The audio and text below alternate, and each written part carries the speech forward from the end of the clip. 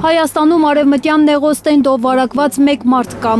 Միջին տարիքի բուժարուն անձամբ է դիմել ինֆեկցիոն հիվանդությունների ազգային կենտրոն։ Հաշվի առնելով, որ արդեն իսկ մենք գտնվում ենք սեզոնում,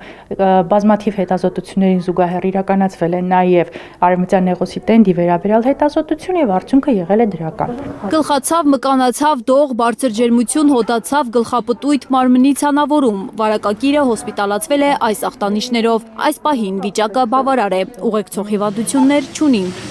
Սիրտ-անոթային համակարգի հիվանդություններ, ուռուցքային հիվանդություններ, շաքարային դիաբետ, քրոնիկական երիկամային խնդիրներ ունեցողներն են ռիսկային գոտում։ Դա առավել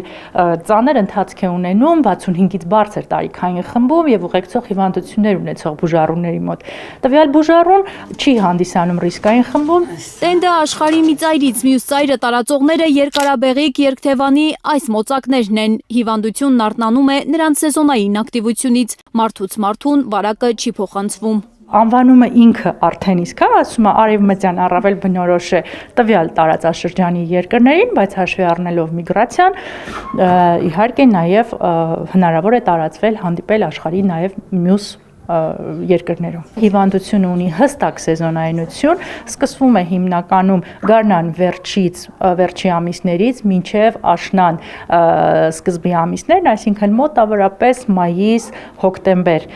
ժամանակահատվածն է հիմնական բնորոշ սեզոնը։ Վարակված մարդկանց 80%-ի դեպքում հիվանդությունն ընթանում է անախտանիշ։ Ընդամենը 1%-ի դեպքում կարող է առաջանալ կենտրոնական նյարդային համակարգի ախտահարում, մենինգիտ, էնցեֆալիտ։ 1% դեպքերում հնարավոր է հիվանդությունը ընթանալ որպես նեյրոինվազիվ հիվանդություն։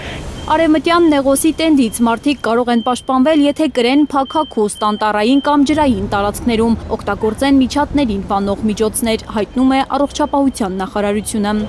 Անցած տարի օգոստոսին է արևմտյան նեղոսի առաջին դեպքը գրանցվել Հայաստանում։ Դրանից 3 շաբաթ անց վարակվածների թիվն արդեն մոտ 60 էր, սեպտեմբերին արդեն անցնում էր 100-ից։ Վարակի այդ ակտիվ շրջանում նաև մահեր գրանցվեցին Հայաստանում։